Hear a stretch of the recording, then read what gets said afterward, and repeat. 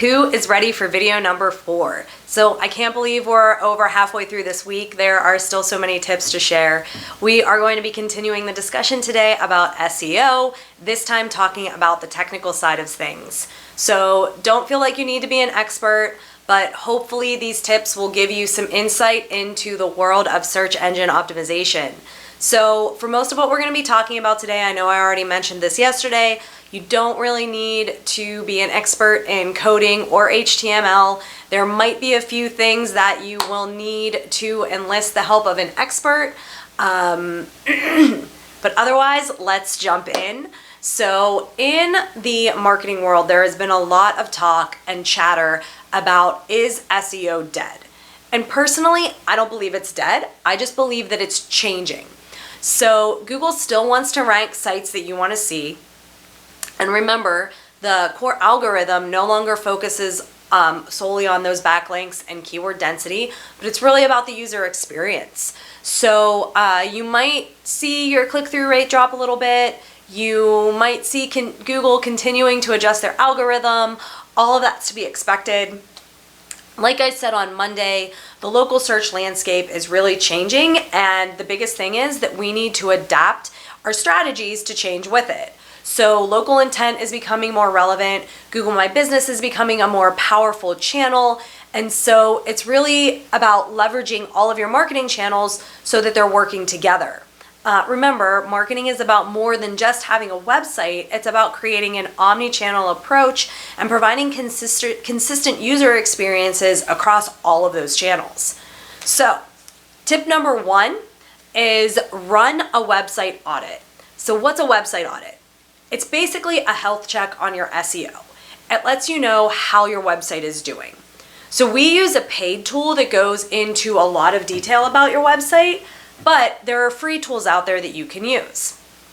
And I'm probably gonna have a lot of other digital marketing agencies across the country mad at me for suggesting you do this, but the site I mentioned yesterday when we were talking about keyword research, Ubersuggest, has an SEO analyzer that goes along with it. So it takes about 3 minutes to run, and you can get some very basic information about the SEO health of your website.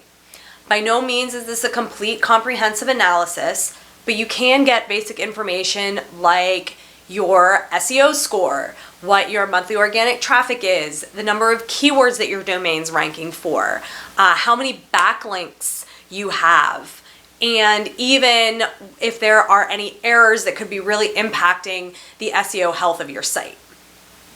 So we run these types of reports for our clients regularly on a much deeper level.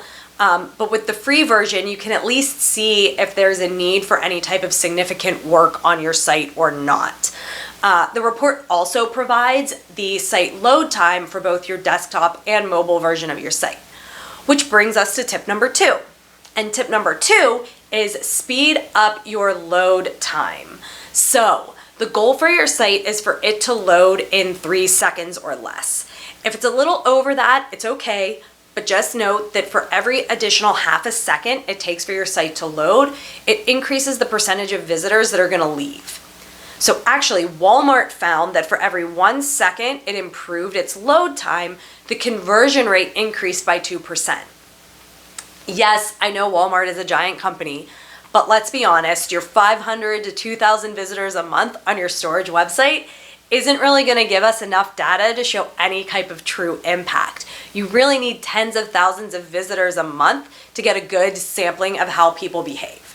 So here's a graphic from Cloudflare to show that the quicker the site loads, the more likely a user is to perform the targeted action on that web page. So you can see if your site takes more than 4 or 5 seconds to load, you're likely not going to be getting as many leads.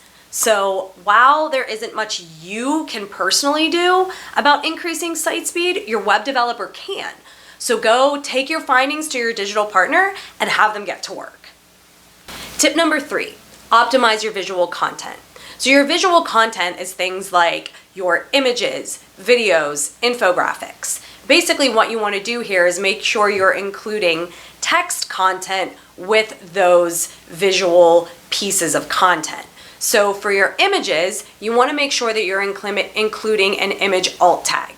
And that alt tag accompanies the images by describing it, and in some instances even replaces it if that image doesn't load. Furthermore, it helps search engines understand the context of your content.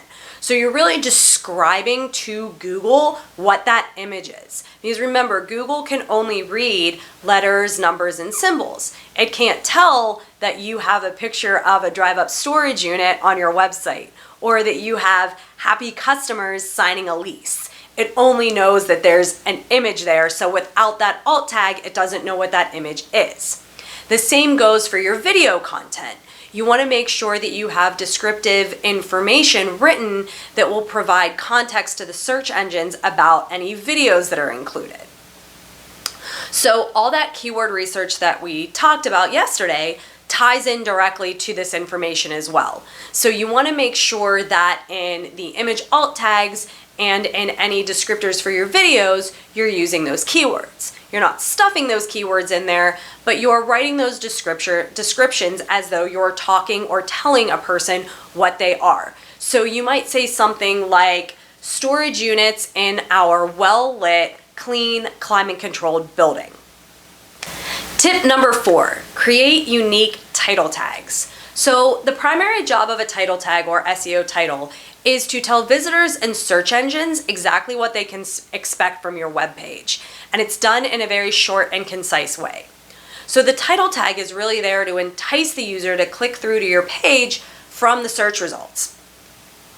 The title tag is going to be your searcher's first impression, so you want to make sure you're making a good one. And don't forget that Google also looks at your title tags amongst a whole lot of other things to make sense of what's happening on your page. So each individual page on your website should have a unique title tag explaining what that page is about. So here are a few tips for you to follow when creating a unique title tag. 1, select a primary keyword or target. 2, find a long tail variation of the keyword.